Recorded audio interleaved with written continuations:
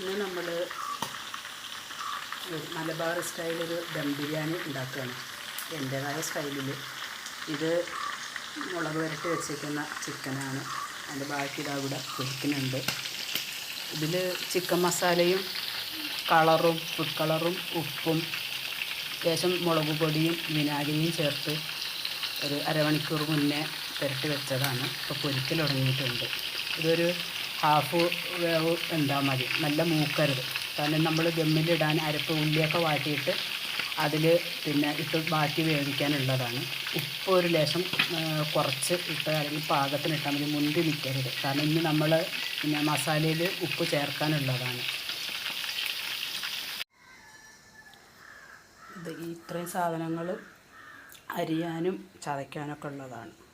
ക്യാരറ്റും ഉള്ളിയും തക്കാളിയൊക്കെ അരിയാനുള്ളത്, ക്യാപ്സിക്കം അരിയണം, മല്ലിച്ചപ്പും പുതിന അരിയണം, ബാക്കി ഇഞ്ചിയും പച്ചമുളകും വെളുത്തുള്ളിയും ചതയ്ക്കാനുള്ളതാണ്.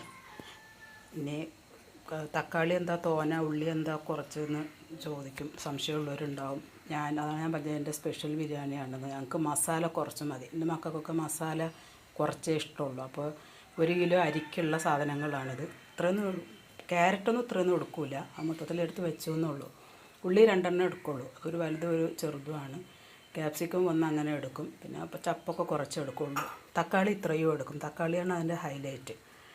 അപ്പോൾ ഇനി ബാക്കി ഇത് അരിഞ്ഞ് ചതച്ചിട്ടൊക്കെ വരാം. ഓക്കെ, ഇത് ഇത്രയും സാധനങ്ങൾ ചോറുള്ളതാണ്. ഇത് 1 കിലോ അരി, ക്യാപ്സിക്കം അരിഞ്ഞത്, 1 ക്യാപ്സിക്കം അരിഞ്ഞത്, 1 ക്യാരറ്റ് അരിഞ്ഞത്, പിന്നെ പട്ട, പിന്നെ ഗ്രാമ്പും ഏലക്കായും, ഗ്രാമ്പൂല്ല ഏലക്ക ഇടണം, പിന്നെ മുന്തിരിയും അണ്ടിപ്പരിപ്പും 6 kg ഡാൽഡയും. ഇപ്പോൾ ഡാൽഡയിൽ അണ്ടിപ്പരിപ്പും മുന്തിരിയും വറുത്ത് കോരിയിട്ട് ഈ 1 കിലോ അരിക്ക്, ഈ 1 കിണ്ണമാണ് അരി, ഈ 1 കിണ്ണ അരിക്ക് 2 കിണ്ണം വെള്ളം ചേർത്ത് വറ്റിച്ചെടുക്കുകയാണ്. ഊറ്റിക്കോരല്ല, വറ്റിച്ചെടുക്കുക. അപ്പോൾ ആ 2 കിണ്ണം വെള്ളം ഞാൻ ലേശം കൂടി വെക്കുക, ചിലപ്പോൾ തീ കൂടുതലായാലും വിചാരിച്ചിട്ടില്ല. അതിൽ പിന്നെ ഇത്രയും സാധനങ്ങൾ, ഇതിൻ്റെ കൂടെ ഗ്രാമ്പൂ ഏലക്കയും കൂടി ഇടും. ഇട്ടിട്ട് വെള്ളത്തിലിട്ട് ഉപ്പും ഇട്ടിട്ട് അത് തിളയ്ക്കുമ്പോൾ പിന്നെ അരി ഇട്ടിട്ട് പിന്നെ ഇളക്കി വറ്റിച്ചെടുക്കുകയാണ് ചെയ്യണത്. അങ്ങനെ നമ്മൾ അടുപ്പിൽ തീ കത്തിച്ചിട്ടുണ്ട്. ചോറിന് ഇത് പഴയത് കുറച്ച് ഡാൽഡ ഇരുന്നതാണ്.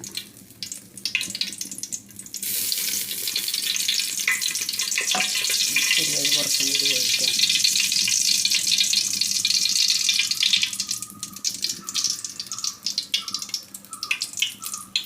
കുറച്ച് അണ്ടിപ്പരിപ്പ് മുന്തിരിയും വറുത്ത് പോരാൻ വേണ്ടി മാത്രം മതി.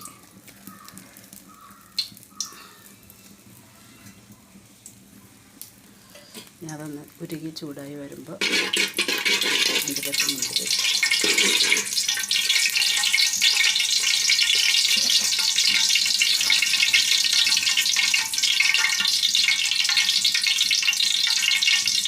ആരും അടുപ്പാണ്, പുകയില്ലാത്ത അടുപ്പാണ്. പക്ഷേ ഈ അടുപ്പിന് നല്ല പുകയുണ്ട്.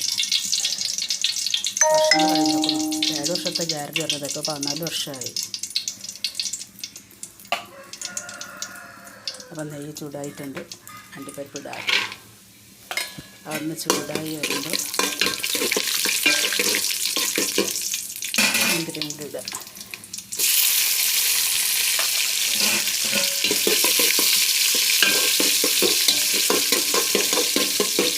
അല്ലാതെ കറക്കാതെ നോക്കണം കേട്ടോ, കറച്ച് കഴിഞ്ഞാൽ ടേസ്റ്റ് ഉണ്ടാവില്ല.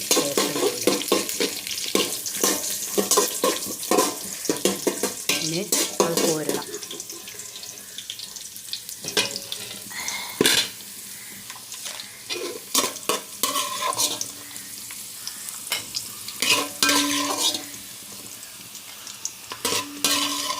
നല്ല അടുപ്പാട്ടാണ്, തീയെത്തും. തീ കുറേ നേരം വൈകുന്നേരം വരെ ചൂടുണ്ടാവും ചെയ്യും. പിന്നെ ഒരു കാര്യം മറന്നു വരാം, നമ്മൾ ഇറച്ചിയിൽ മുളക് വരട്ടുമ്പോൾ മഞ്ഞൾപ്പൊടി ഇടണം കേട്ടോ, മറക്കരുത്. അത് മസ്റ്റാണ്. ഞാനത് പറഞ്ഞപ്പോൾ കൂട്ടത്തിൽ പറയാൻ മറന്നതാണ്.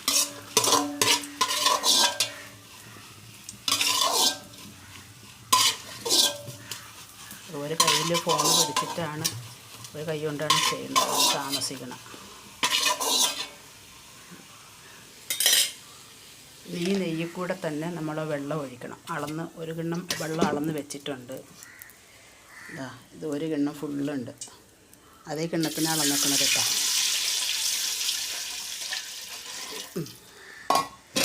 ചൂടുള്ള വെള്ളമാണ്. അപ്പോൾ രണ്ടാമത്തെ കിണ്ണം വെള്ളം കൂടി ഒഴിക്കുക. അരി ജോക്കർ അരിയാണ്, ജോക്കർ ചെറിയ അരിയാണ്, ബിരിയാണി അരി. അപ്പോൾ ഈ നെയ്യിൽ കൂടെ ഒഴിക്കുമ്പോൾ ചോറ് ഒട്ടാതിരിക്കാനാണ് നെയ്യിൻ്റെ. പിന്നെ ഒരു ലേശം കൂടി വെള്ളം വേണമെങ്കിൽ നമുക്ക് ഒഴിക്കാം. വേണമെന്നുള്ളവർ ഒഴിച്ചാൽ മതി, വേണ്ടത്. ഇപ്പോൾ തീ കത്തി പെട്ടെന്ന് വെള്ളം വറ്റിപ്പോയാൽ അത് വേവ് പാകമാക്കും. അപ്പോൾ അതിട്ടു. ഇനി അത് കഴിഞ്ഞിട്ട് തീ നല്ലോണം കത്തിച്ച് കൊടുക്കണം. അരി തിളയ്ക്കുന്നത് വരെ തീ നല്ലോണം കത്തിക്കുക. അരി തിളച്ച് കഴിഞ്ഞാൽ ചെറിയ തീയിലിട്ടിട്ട് അത് വറ്റിച്ചെടുക്കണം, എങ്കിലേ വേവ് പാകത്തിന് കിട്ടുള്ളൂ. ഇനി ഈ സാധനങ്ങൾ ഇടണം, ക്യാരറ്റും ക്യാപ്സിക്കും പട്ടയും. ഇനി ഏലക്കയും ഗ്രാമ്പൊക്കെ എടുത്തുകൊണ്ട് വരണം. വെച്ചിട്ടില്ല, കുപ്പിയിലാണ്. പിന്നെ ഉപ്പ് ഇടണം. ഓക്കെ. ഇനി ഞാൻ വെള്ളം തിളയ്ക്കുമ്പോൾ ഏലക്കയും ഗ്രാമ്പും ഇടുന്നുണ്ട്. ഇനി നമ്മൾ കല്ലുപ്പാണ് ഇടുന്നത്. ഉപ്പ് വെള്ളത്തിലിടുമ്പോൾ ഒരു ലേശം മുന്തി നിൽക്കണം, അതായത് ചോറിൽ ഉപ്പ് പിടിക്കാനുള്ളതാണ്. അപ്പോൾ വെള്ളത്തിൽ ഉപ്പ് കയ്ക്കണ്ട, ഉപ്പൊന്ന് മുന്തി നിന്നൊന്ന് ചോദിച്ചാൽ മതി. ഇനി ഏത് ഉപ്പാണെങ്കിലും ഇടാം കേട്ടോ, ഇടണമെന്നില്ല.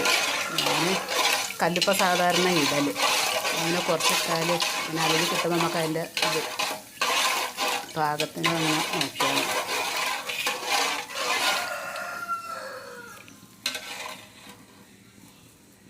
ഇപ്പോൾ ഉപ്പുണ്ട്. ചോറ് അരി ഞാൻ വെള്ളത്തിലിട്ടിട്ടുണ്ട്, കാരണം അതിൻ്റെ പശ പോവാൻ, ഒന്ന് പൊട്ടൽ മാറി കിട്ടാൻ ഒരു 10 മിനിറ്റ് വെള്ളം ഒഴിച്ച് വെക്കണത് നല്ലതാണ്.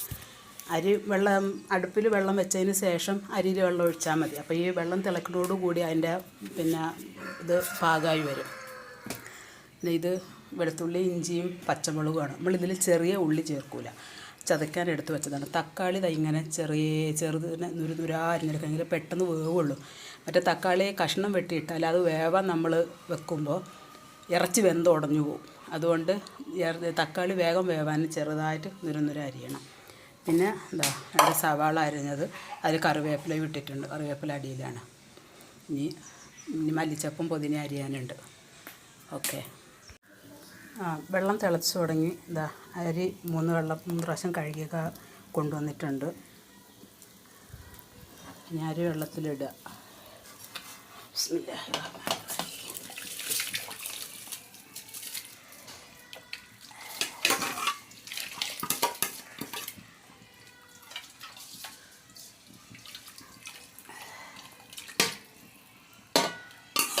ബിരിയാണി വയ്ക്കാൻ അറിയാമെന്നുള്ളവർക്ക് അറിയാതെ, അറിഞ്ഞുകൂടാത്തവർക്ക് വേണ്ടിയുള്ള വീഡിയോ ആണ് കേട്ടോ. പലരും പല രീതിക്കാണ് ദം ബിരിയാണി വെക്കുക. ഇത് ഞാൻ എൻ്റെ സ്റ്റൈലിൽ വെച്ചതെന്നുള്ളൂ. ഇത് നല്ല വെട്ടി തിളയ്ക്കുള്ള നല്ലോണം തീ ഇടുക. വെട്ടി തിളയ്ക്കുമ്പോൾ ചെറിയ തീയിലിട്ടിട്ട് ആ വെള്ളം വറ്റിച്ചെടുക്കുക. അങ്ങനെ ചോറ് ആയിട്ടുണ്ട്. അടിയിൽ ലേശം വെള്ളമുണ്ട്, അത് സൈഡിൽ അടുപ്പിൽ വെച്ചിട്ടുണ്ട്. അപ്പോൾ അത് അവിടെ ഇരുന്ന് വെള്ളം വയ്ക്കും. പിന്നെ നമുക്ക് ദമ്മിടാനുള്ളതും അല്ലേ, ചെറിയൊരു വേവിരിക്കാൻ നമ്മൾ ഇറക്കി വെക്കണം. മൊത്തം വെന്ത് പോകരുത്. വെന്ത് പോയി കഴിഞ്ഞാൽ പിന്നെ ചോറ് കോരുമ്പോൾ ഒട്ടിപ്പിടിക്കും. അപ്പോൾ നമ്മളിനി ചോറിന് മസാല ഉണ്ടാക്കാനാണ്. അപ്പോൾ 1 കിലോ അരിയും 1 കിലോ ഇറച്ചിയാണ് നമ്മൾ എടുത്തിട്ടുള്ളത്. അതിനനുസരിച്ചുള്ള മസാല നമ്മൾ ഉണ്ടാക്കണം. അതിനിതാ ഉള്ളി അരിഞ്ഞ് വെച്ചിട്ടുണ്ട്, ഇറച്ചി പൊരിച്ച് വെച്ചിട്ടുണ്ട്, തക്കാളി ഇതൊക്കെ റെഡിയാക്കി വെച്ചിട്ടുണ്ട്. ഇതിനിടയ്ക്ക് ചോറ് വേവണ നേരത്തെ ഞാൻ സലാഡ് ഉണ്ടാക്കാൻ പോയി, അത് കഴിഞ്ഞിട്ടില്ല. അപ്പോൾ തന്നെ ചോറ് വെന്തു. ഇനി ഉള്ളി അരിയാനുണ്ട്. തക്കാളിയും പച്ചമുളകും ക്യാരറ്റും അരിഞ്ഞിട്ടുണ്ട്, ഉള്ളി പകുതി അരിഞ്ഞിട്ടുള്ളൂ. ഇനി അതിലേക്ക് മല്ലിച്ചപ്പ് ഇടാനുണ്ട്. ഉപ്പൊക്കെ ഇട്ട് വിരകി വെക്കുക. എന്നിട്ട് തൈര് നമ്മൾ കഴിക്കണ നേരത്തെ, ചോറ് കഴിക്കണ നേരത്തെ തൈര് ഒഴിക്കാവില്ല, എന്നുണ്ടെങ്കിൽ പിന്നെ വെള്ളവും തൈരും ഇതൊക്കെ വേറെ നിൽക്കും. അപ്പോൾ അതുകൊണ്ട് പിന്നെ നമുക്ക് മസാല റെഡിയാക്കാം. അടുപ്പ് ചെറുതായതുകൊണ്ടേ അങ്ങോട്ടും ഇങ്ങോട്ടുമൊക്കെ ഇത് ചൂടായിട്ടുണ്ട്. ഇനി അതിലേക്ക് നമുക്ക് ഇറച്ചി പൊരിച്ച എണ്ണയാണ് ഒഴിക്കാനുള്ളത്. അപ്പോൾ വേറൊരു ടേസ്റ്റ് കിട്ടും. ഉള്ളി വാടാനുള്ള എണ്ണ ഒഴിച്ചാൽ മതി. ബിസ്മില്ലാഹിർ റഹ്മാനിർ റഹീം.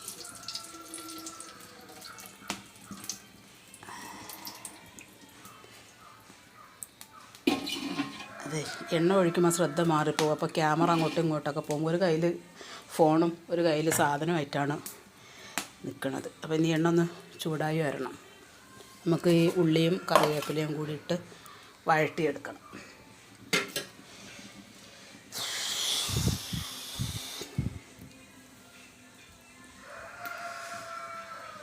തീ നല്ല കത്തുന്നുണ്ട്. അപ്പോൾ നല്ല എണ്ണ ചൂടായിട്ടുണ്ട്. ഉള്ളി ഇടാനേ.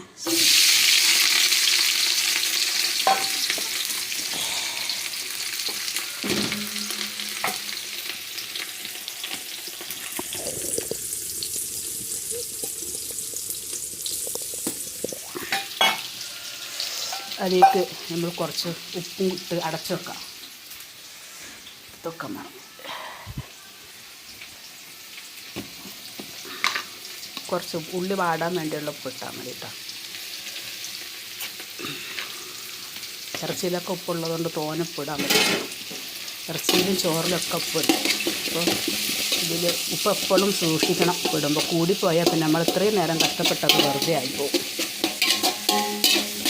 എൻ്റെ സംസാരം കേട്ടപ്പം കേട്ട് പരിചയമില്ല, കേട്ടോക്ക് അറിയാം ഞാൻ എവിടെ ഉള്ളതാണെന്നൊക്കെ. കേട്ട് പരിചയമില്ല, അന്നങ്ങളെടുത്തുണ്ടോ പരിചയമില്ലാത്തവർക്ക്.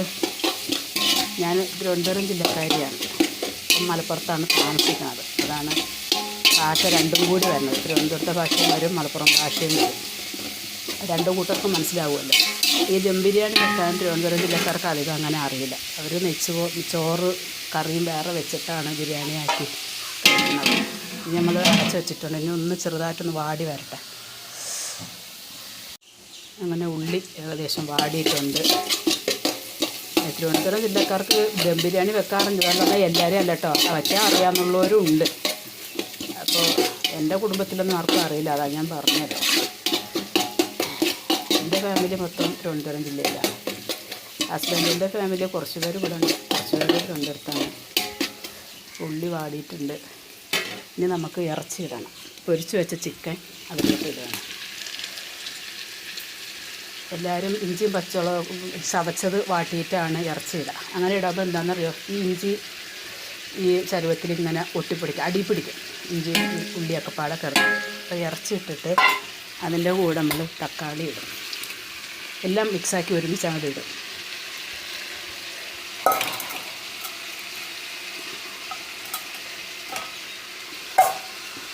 ഇനി ചതച്ചതിടാണ്.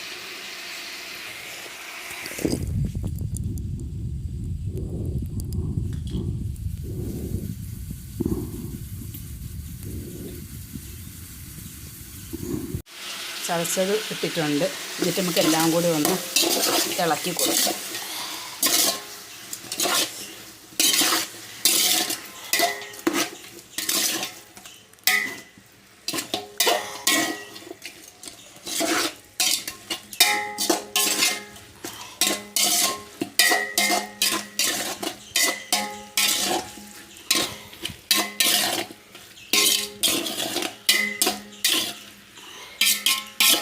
ഒന്ന് ചൂടാവട്ടെ. ചൂടായി ഒന്ന് ആവി വന്നതിന് ശേഷം ബാക്കി പൊടികളിടാം. ചൂടായി വന്നിട്ടുണ്ട്. തക്കാളി ഒരു അര വേവൊക്കെ ആയിട്ടുണ്ട്. ഈ തീ ചെറിയ തീ ഇടാവേ. ഈ വലിയ തീ ഇട്ടാൽ അടി പിടിക്കും.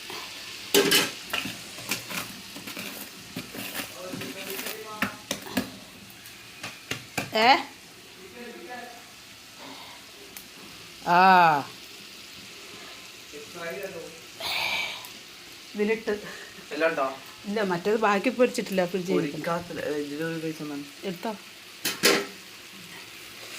ലെഗ് പീസാണ്. ഇത് വേണം. ഇവിടെ ഒരു വെള്ളപ്പാത്രം ഇരുന്നടുത്ത് ദൂരിക്കണം. അല്ല, ഇതെനിക്ക് വേണം. ഇത് പിടിക്കാൻ ഒരാൾ വേണം.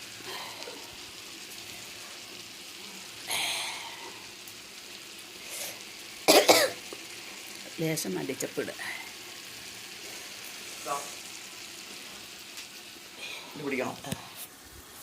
എന്നിട്ട് കുറച്ച് മുളക് പൊടി ലേശം വേണ്ടിയിട്ട്, പിന്നെ ഇച്ചിരി മഞ്ഞൾപ്പൊടി കളറിന് വേണ്ടിയിട്ട്, കുറച്ച് കുരുമുളക് പൊടി,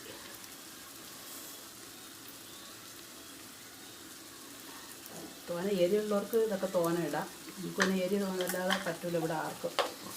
പിന്നെ ചൂട് കാലവും അല്ലേ, എരിവ് ഏറ്റവും കുറച്ച് കഴിക്കുന്നതാണ് ഏറ്റവും നല്ലത്. ഇനിയിപ്പോൾ അതിലേക്ക് കുറച്ച് തൈരും കൂടി ഒഴിച്ച് നമുക്ക് ചെറിയ തീയിൽ അടച്ചിടാം. തൈര് എന്ന് പറഞ്ഞാൽ ചോറ് ഒട്ടാതിരിക്കാനും ഇറച്ചിക്ക് നല്ലൊരു ടേസ്റ്റും കിട്ടും. കുറച്ച് ഒഴിക്കാവും. ഇറച്ചിയുടെ ഇതിന് അരപ്പിൻ്റെ ഇതിനനുസരിച്ച് മസാലയ്ക്കനുസരിച്ച് ഒഴിച്ചാൽ മതി. അടിയിൽ നോക്കണം, ഇച്ചിരി നേരം ഇളക്കിയിരിക്കുന്ന പിന്നെ നാരങ്ങ നീര് ഒഴിക്കണവരുണ്ട്, അത് ഇഷ്ടമെങ്കിൽ അത് ഒഴിക്കാം. വിനാഗിരി ഒഴിക്കുന്നവരുണ്ട്, അത് ഒഴിക്കണമെങ്കിൽ അങ്ങനെ ചെയ്യാം. ഞാൻ സ്ഥിരമായിട്ട് തൈരാണ് ഒഴിക്കൽ.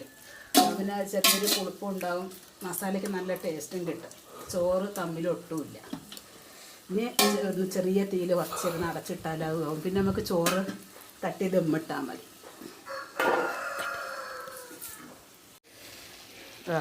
മസാല റെഡി ആയിട്ടുണ്ട്. തക്കാളിയൊക്കെ നല്ല വെന്തളിഞ്ഞ് ചോറും കറക്റ്റ് അതാ വെന്ത് നല്ല പാകത്തിനിരിക്കുന്നുണ്ട്.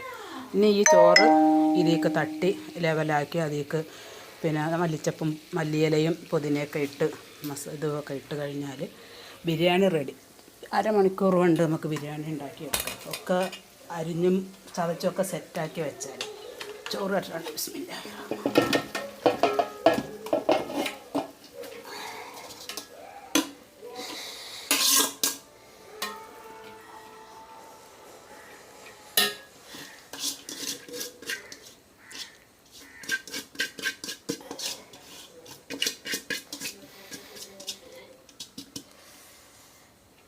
ചോറിപ്പോൾ ഒരു ലേശം വേവാനുണ്ട്. അപ്പോൾ അത് നമ്മളിങ്ങനെ അടിയിൽ ചെറിയൊരു കനലിട്ട് മേലെയും കനലിട്ട് അടച്ചിടുമ്പോൾ ആ ചൂടിലിരുന്ന് അങ്ങനെ വെന്തോവും. ആദ്യം നമ്മൾ ഏറിച്ചെടുത്താൽ പിന്നെ ഈ ആവിയിലിരിക്കുമ്പോൾ വെന്തങ്ങട് ലൂസായി പോകും, പിന്നെ പൊട്ടിക്കൊണ്ടിരിക്കും ചോറ്, പിന്നെ രസം ഉണ്ടാവില്ല.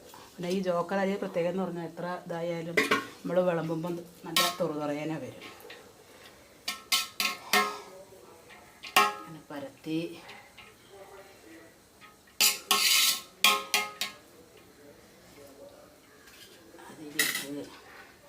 പുതിന, മല്ലിയില, ഇതിലേക്ക് നമ്മൾ പട്ട, ഗ്രാമ്പു, ജാതിക്ക ഇതെല്ലാം കൂടി പൊടിച്ച്, ഏലക്ക എല്ലാം കൂടി പൊടിച്ച പൊടിയാണ് ഇടണം. കുറച്ചിട്ടാൽ മതി, തോന്നിട്ടാൽ അതിൻ്റെ ചവർപ്പുണ്ടാവും. മൊത്തത്തിൽ എല്ലായിടത്തും കൂടി ഇങ്ങനെ കുറേശ്ശെ തളിച്ചിരുന്നതിന് കൊടുക്കുക. കോരുമ്പോൾ ഇളക്കി നിറച്ച് കോരണം. ഇനി ആർ കെ ജിയാണ് അതിൻ്റെ ചോറിൻ്റെ മണം. അത് നെയ്യ് തോനെ വേണമെന്നവർക്ക് തോനെ ഒഴിക്കാം, കുറച്ച് മതി എന്നുള്ളത് കുറച്ച് ഒഴിക്കാം. അത് കുറച്ച് മതി. ഇനി അണ്ടിപ്പരിപ്പ് മുന്തിരി ഇപ്പം ഇടുന്നവർക്ക് ഇടാം, അതല്ല വിളമ്പുമ്പോൾ ഇടണമെന്നുള്ളവർക്ക് അങ്ങനെ ഇടാം. വിളമ്പുമ്പോൾ ഇട്ടാൽ എന്താണെന്നറിയാം, അണ്ടിപ്പരിപ്പ് നല്ല കടുമുടേനെ കിട്ടും. ഇപ്പോഴേ ഇട്ട് വെച്ചാലൊരു ചിലപ്പോൾ ഒന്ന് തണുത്തു. അങ്ങനെ നമ്മുടെ മലപ്പുറം ദം ബിരിയാണി റെഡി ആയിട്ടുണ്ട്. ഇനി പൊട്ടിക്ക് വിളമ്പുമ്പോൾ ബാക്കി കാണിക്കാം. നമ്മളെ സലാഡും ഇവിടെ റെഡി ആയിട്ടുണ്ട്. അപ്പോൾ ഇത് കാണുന്നവർ ഏതെങ്കിലും തെറ്റുകുറ്റങ്ങളുണ്ടെങ്കിൽ ക്ഷമിക്കുക. ആദ്യമായിട്ടാണ് ഒരു ചാനലും പിന്നെ ഇതൊക്കെ ഉണ്ടാവണത്. എനിക്കിതിൻ്റെ കാര്യങ്ങളും വിവരങ്ങളൊന്നും അറിയില്ല. പിന്നെ ഇതൊന്ന് സബ്സ്ക്രൈബ് ചെയ്ത് വെക്കുക. എല്ലാവരും ഉണ്ടാക്കി കഴിച്ചിട്ട് അഭിപ്രായം കമൻറ്റ് ചെയ്യുക, ലൈക്ക് അടിക്കുക. Okay, thank you. ഇങ്ങനെയാണ് ദമ്മിൽ വെച്ചിരിക്കുന്നത്. ഇനി ഇത് ദമ്മ് പൊട്ടിക്കണം. പിന്നെ ഇതൊക്കെ എടുത്ത് ഇങ്ങനെ വെച്ചിട്ട്